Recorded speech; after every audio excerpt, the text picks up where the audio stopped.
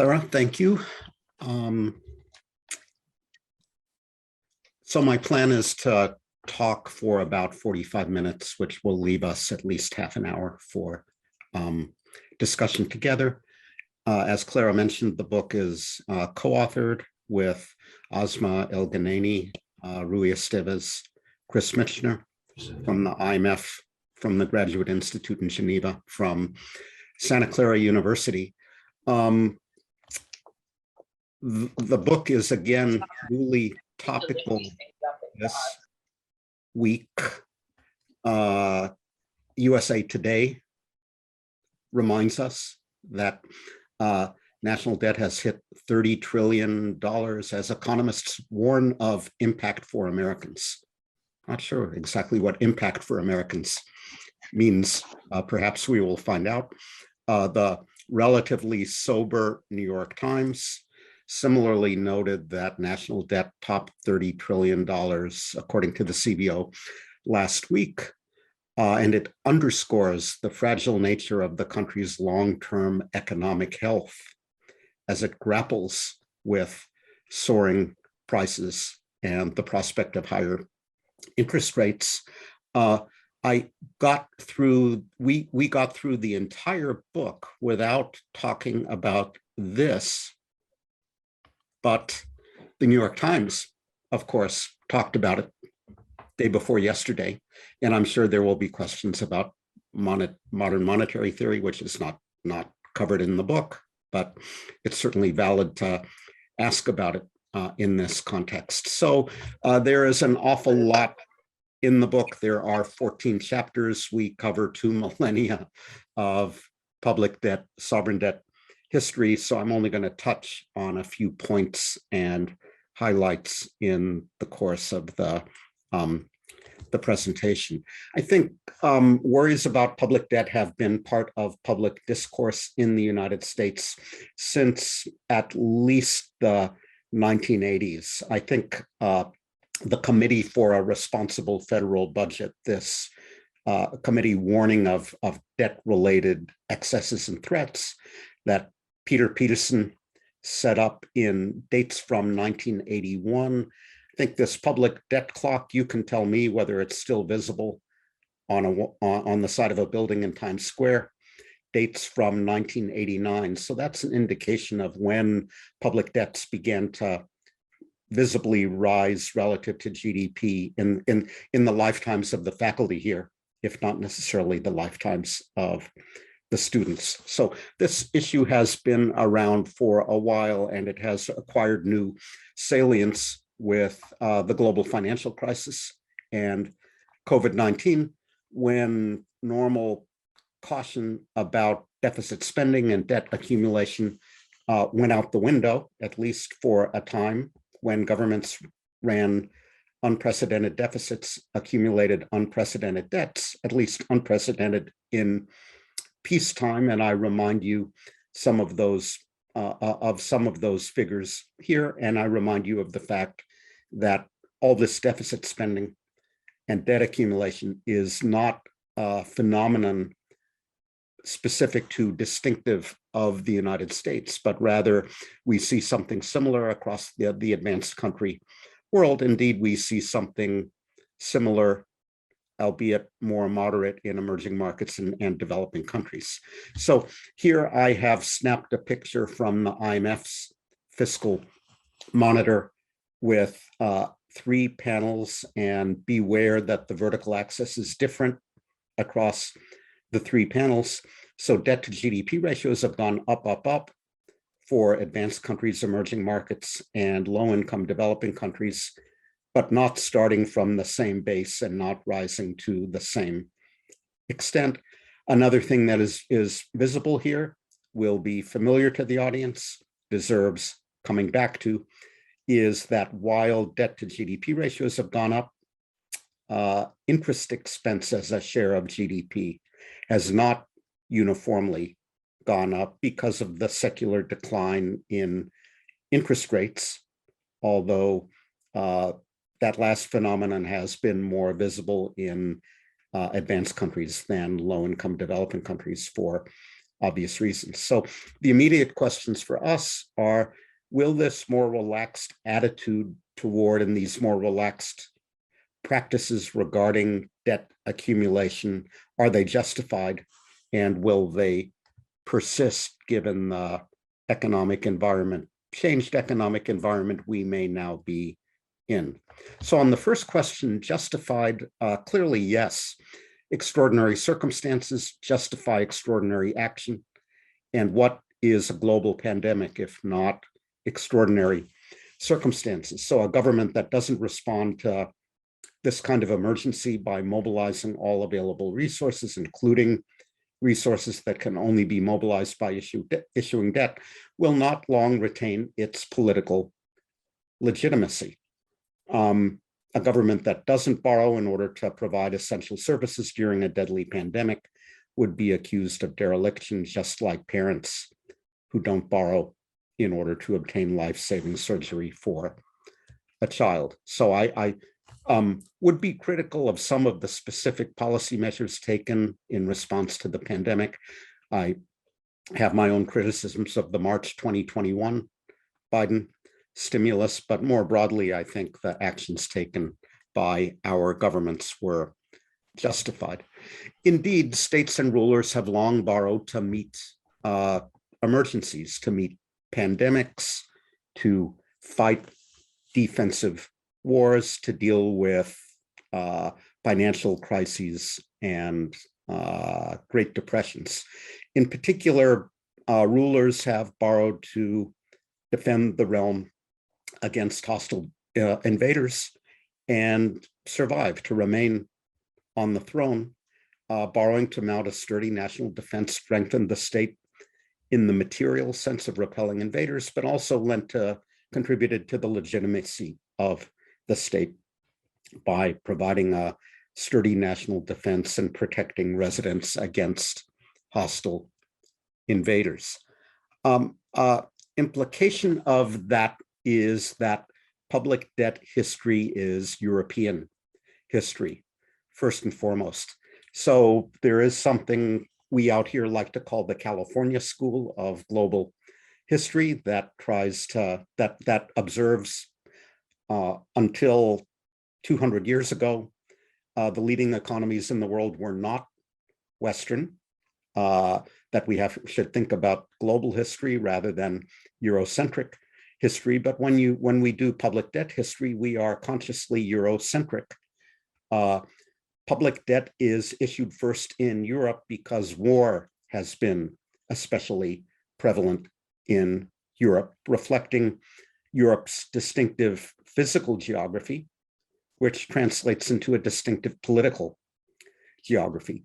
So Europe is a continent divided into many, many political jurisdictions. I show it to you here, circa year 1200, on the eve of growing public debt issuance, reflecting the fact that the European continent is divided by river valleys and multiple mountain ranges that made for political fragmentation. Different polities butted up against one another, offensive and defensive wars of incursion. This is a point that the famous historical sociologist Charles Tilly made. My California friends remind me that Jared Diamond at UCLA has made this point repeatedly.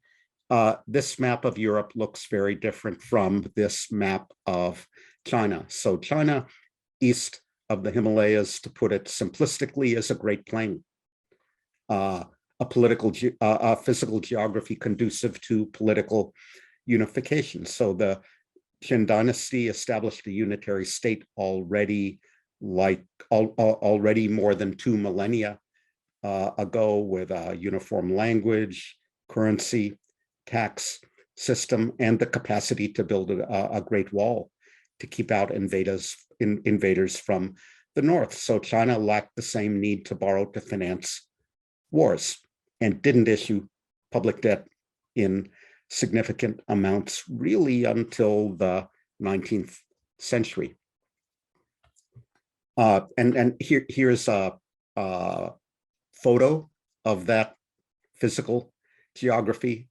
And a quote from a recent history of the state in Chinese economic history that links that physical geography to China's unified political geography, lower prevalence of war. There were occasional civil wars and wars against invaders, but very occasional by the standards of Europe.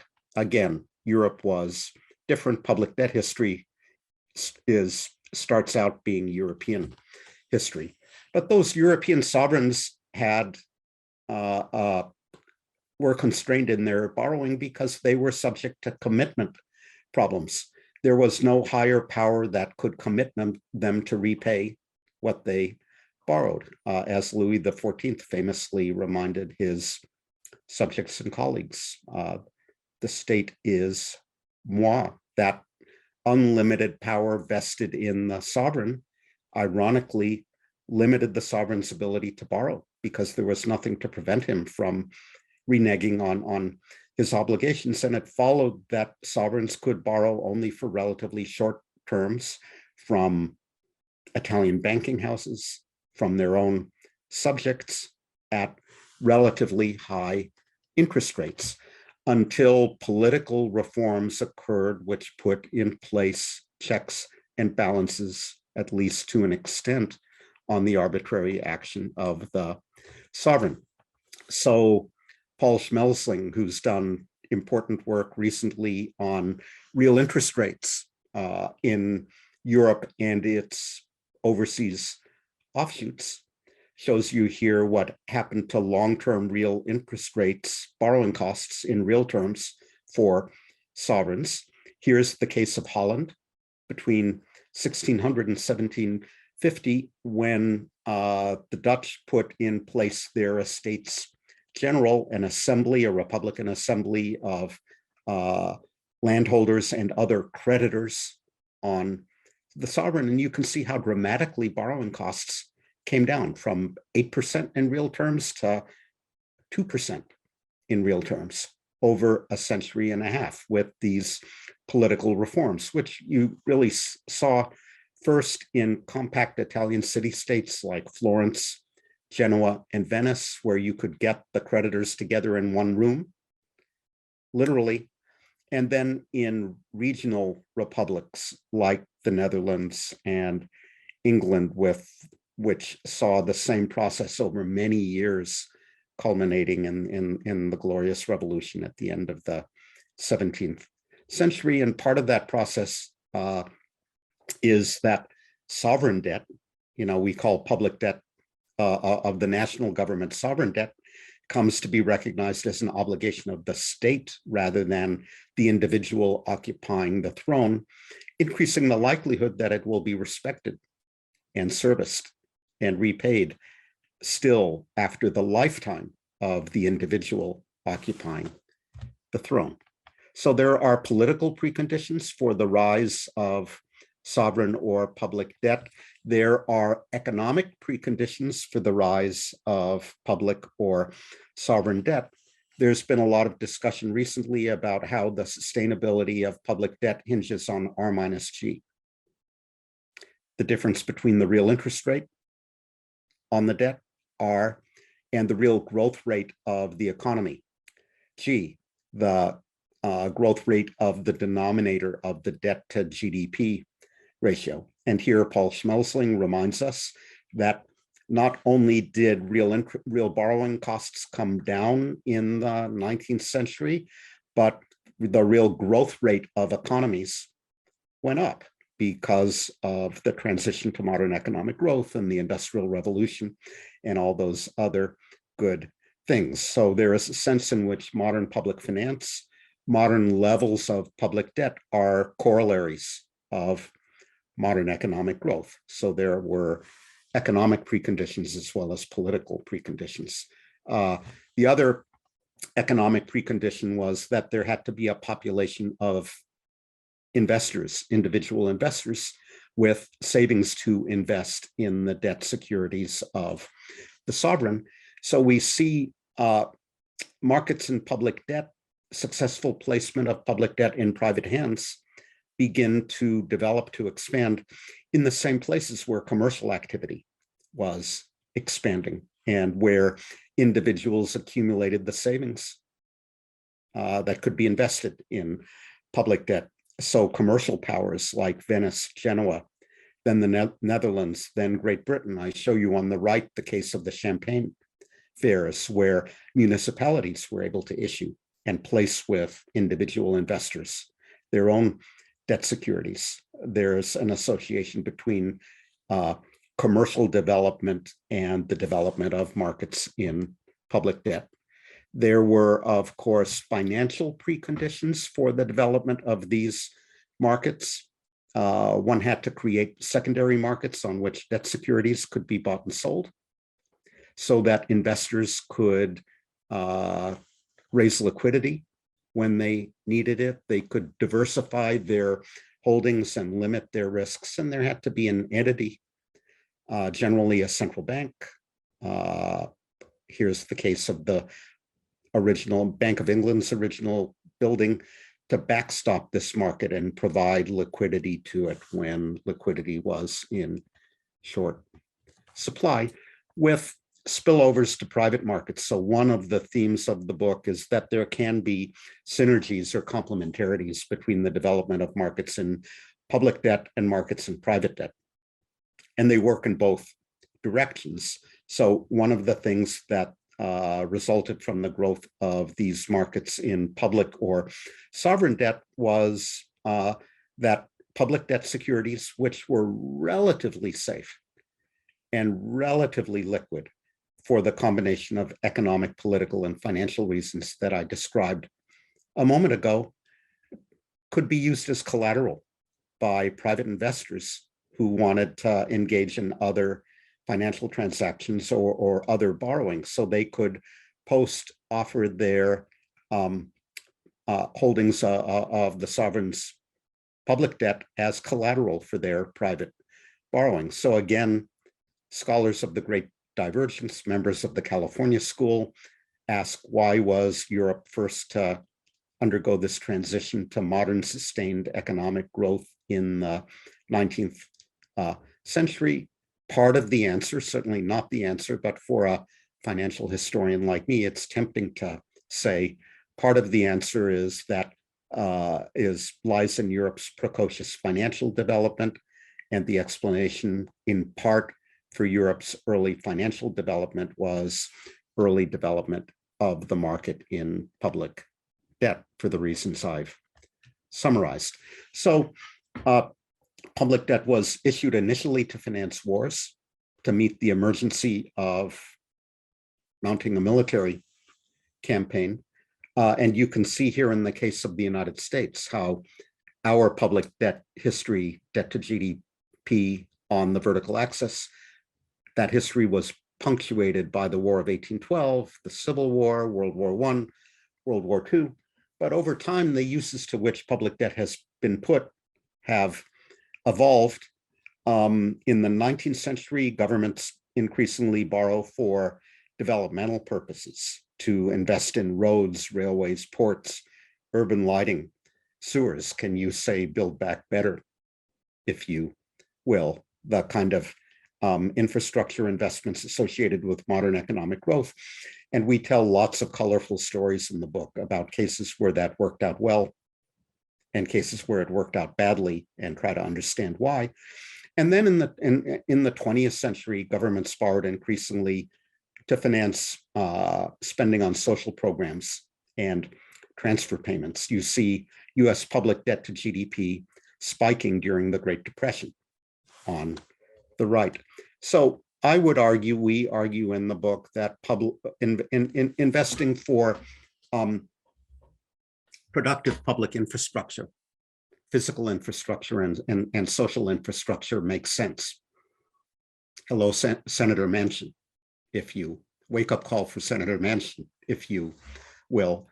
But borrowing to fund ongoing transfer payments doesn't obviously make sense.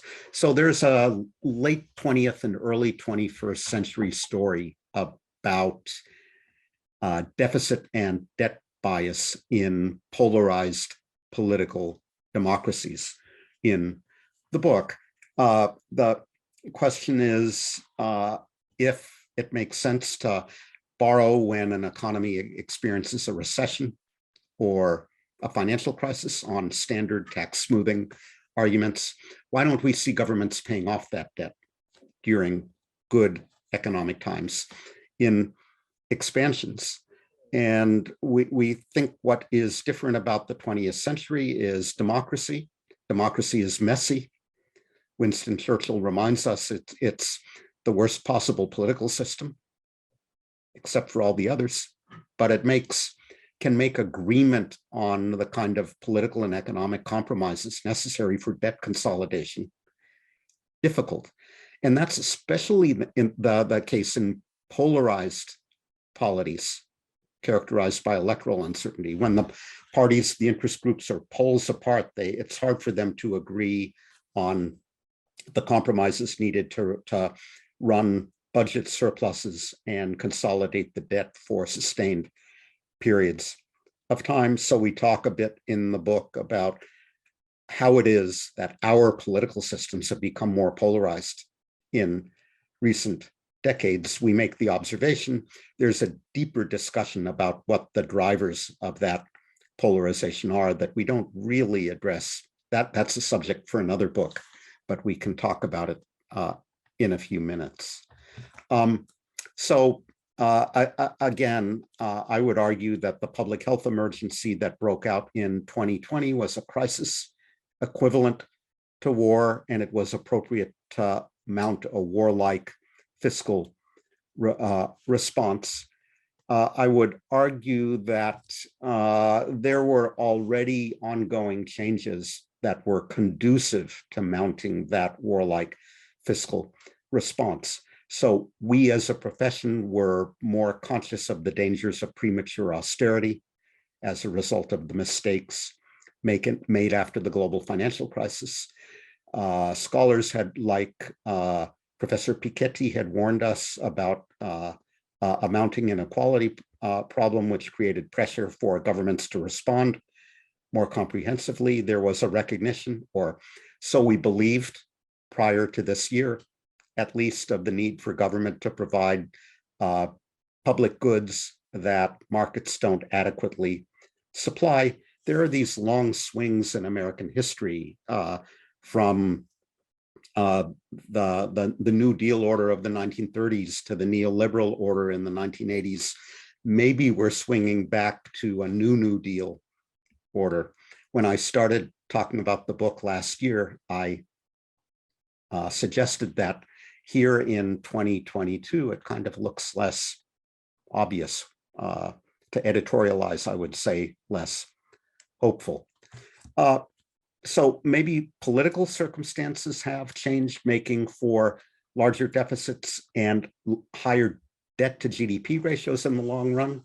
Maybe economic and financial circumstances have changed. The other thing that has clearly changed is that interest rates have come down over the last decades, making heavier debts easier to service and therefore more sustainable. So this is federal outlays on interest payments as a share of GDP. Even though the debt to GDP ratio has risen enormously, how much we spend on interest has come down equally enormously. Federal debt service cost just 2% of GDP in 2020, unchanged from 2 decades earlier, even though debt in the hands of the public, that excludes debt held by the Social Security Trust Fund, was barely a third as high relative to GDP 2 decades ago. And what is true of the United States? Interest costs have come down, even though debt has gone up, is true across the advanced country world as a whole. So here are a bunch of other advanced countries. The US in red does not show behavior that's particularly atypical of Japan, Canada, various European countries.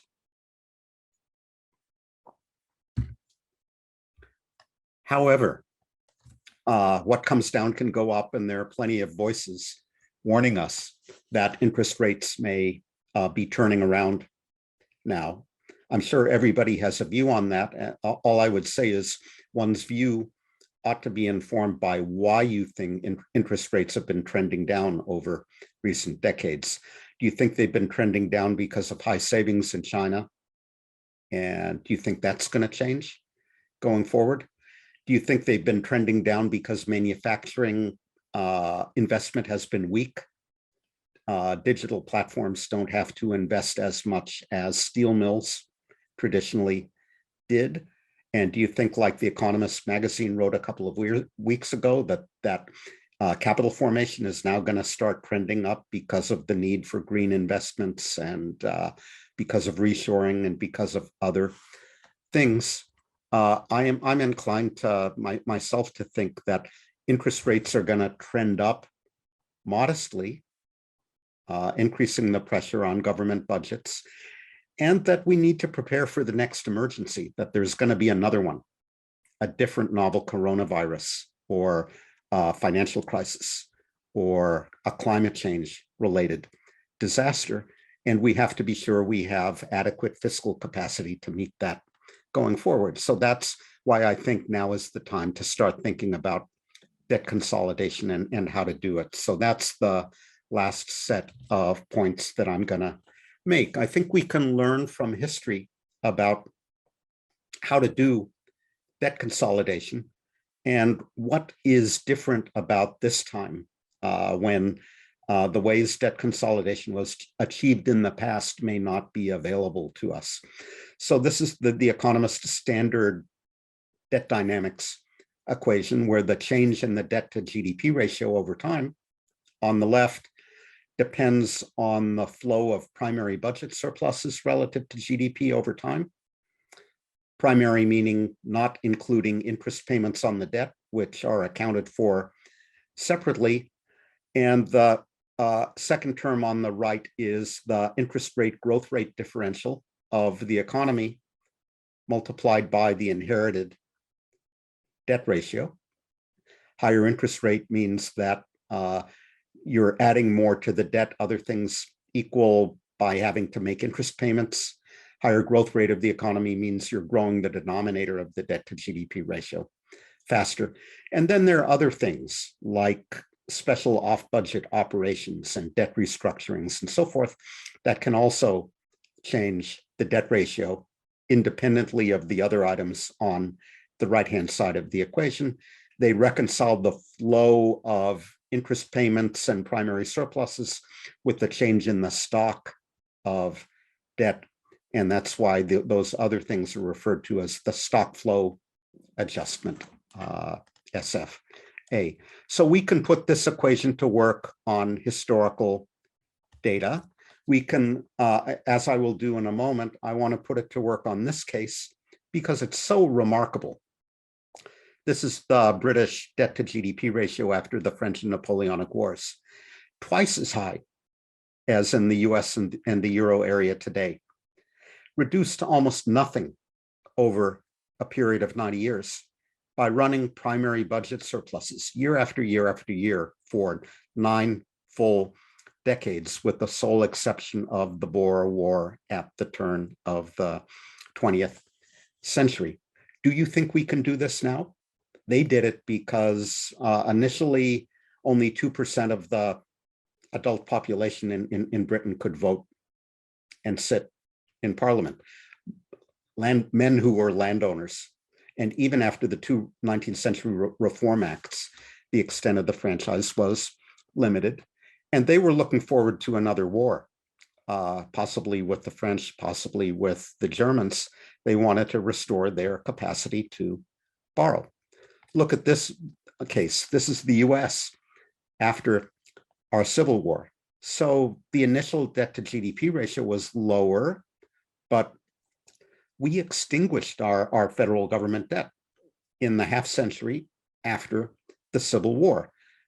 We retired it by running primary budget surpluses year after year for fully 5 decades, with the sole exception of the Spanish-American War period at the turn of the 20th century.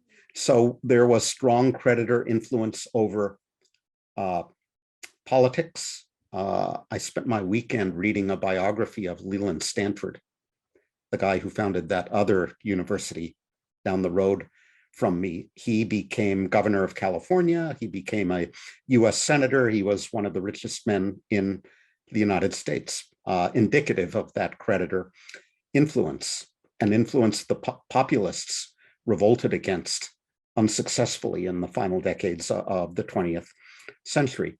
The southern states were opposed to an expansive federal government because they wanted to preserve their social system.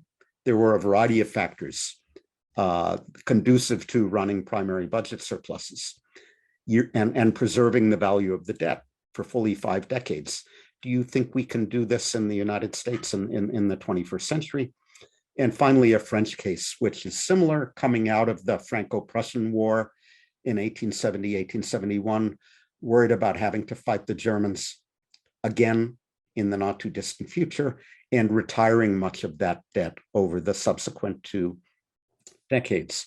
So I put that equation to work here. There's a row in the table for each of the 3 cases. And then I show you the starting level of the debt to GDP ratio, the ending level, and on the right, the contributions of the primary surplus, the growth rate, interest rate differential, and everything else, the stock flow adjustment. So observe 2 or 3 things about this table. The French case is clear. They cut their debt to GDP ratio by half over the period, entirely by running primary budget surpluses year after year for 2 decades. The primary balance and the decrease in the ratio exactly match one another. Nothing else mattered. Do you think we can do this given our polarized politics in the 21st century? Here I show you the case of the United States. So it's often said that the US reduced its debt to GDP ratio by growing out from under the debt, by expanding the economy westward, by increasing population through immigration. Not true. The growth rate of the economy was fast, but the interest rate on the debt was high. So the growth rate interest rate differential actually worked against debt consolidation. In the US case, what worked in favor was the primary surplus, the primary balance, and finally your eagle eyes will have fixed on that number.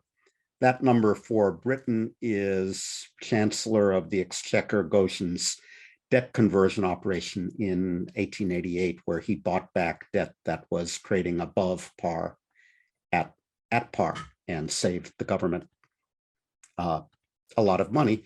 But again, it's the primary balance, primary surpluses that more than account for all the debt retirement and offset the fact that the British economy was growing relatively slowly in the 19th century. Nonetheless, they reduced the debt to GDP ratio very considerably. And then there are some cases you wouldn't want to emulate. The black line here, Germany after World War I extinguished its debt, its domestic currency denominated debt through hyperinflation.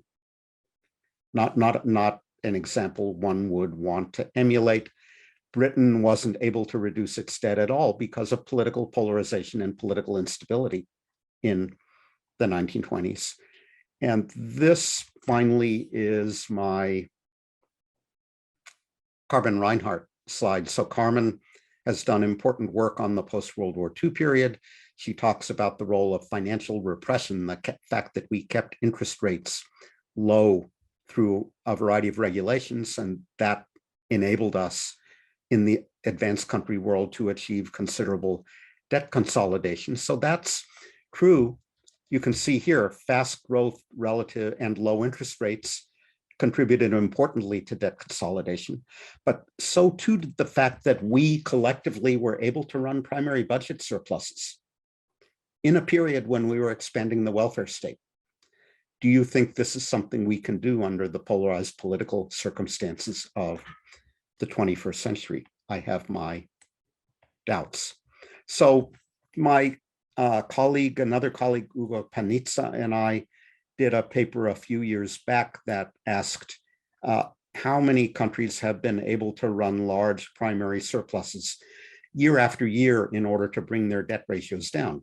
This was, at the time, what the European Commission was recommending of Greece and Italy and the other problem debtors. Run primary surpluses for 20 years and bring your high debts down to 60% of GDP as prescribed by the Maastricht Treaty. And Ugo and I asked, is that a realistic recommendation?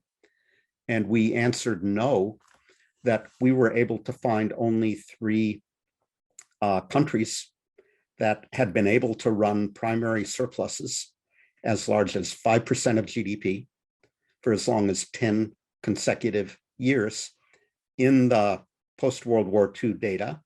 And they were all exceptional cases. Norway, after it discovered immense amounts of natural gas in the North Sea, which it wanted to sock away for future generations. Belgium, after 1995, actually the most heavily indebted country in Europe, desperate as a founding member of the European community to join the Euro area and wanting to show that it could be a reliable Euro area partner, despite its very high GDP, and Singapore, with its immensely strong technocratic government and a very volatile, if you look at the data, economy. Typical economies and polities are not able to do this, in other words.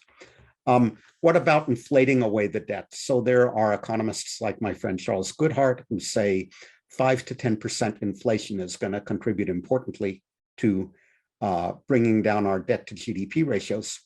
My answer would be maybe in the UK, where the average maturity of the debt is 14 years, and a bit of inflation between now and maturity can make a dent, but not in the United States, where the average maturity of the debt is 5%, and where holders of the debt are going to scream bloody murder if we inflate away the value of their claims. And I would argue, you may not agree with me, that stability culture is deeply ingrained in today's central banking community, that the current inflation is more than simply transitory, but the Fed is going to take concerted steps, for better or worse, to tamp it down. And what about faster growth? That's the painless way of bringing down debt to GDP ratios, by growing the denominator. But we face demographic and productivity headwinds of a sort that did not exist, say, after World War II. There are hopes that productivity is going to accelerate post-pandemic because we have learned how to do seminars by Zoom and do our banking online. And my wife, the doctor, can do telehealth and all that. But I think the data show that new general purpose technologies, digitization today, just like the personal computer, the internal combustion engine, and the steam engine, it takes firms many years to reorganize how they do business before they begin to become more productive. It took like 20 years in the case of each of those previous GPTs. And observing my own university in action, I think it's taking us quite a while to reorganize today. So we conclude in the book that there are no simple solutions, that there is a strong case to moving now in the direction of debt consolidation, because there will be another emergency coming down the road. And we want to be able to meet it, even in a less favorable interest rate environment. If it's another public health emergency, a climate-related emergency, a financial crisis, sharp recession, we need to restore and enhance our capacity to borrow. And I think the lesson of history, if you will, is that most countries that have successfully addressed problems of debt sustainability without creating more problems than they solve have done so by turning to fiscal restraint when the time is right, by successfully growing their economies, and by avoiding deflation, maybe even running modest rates of inflation. We're going to have to address our inherited debt problem from all three angles.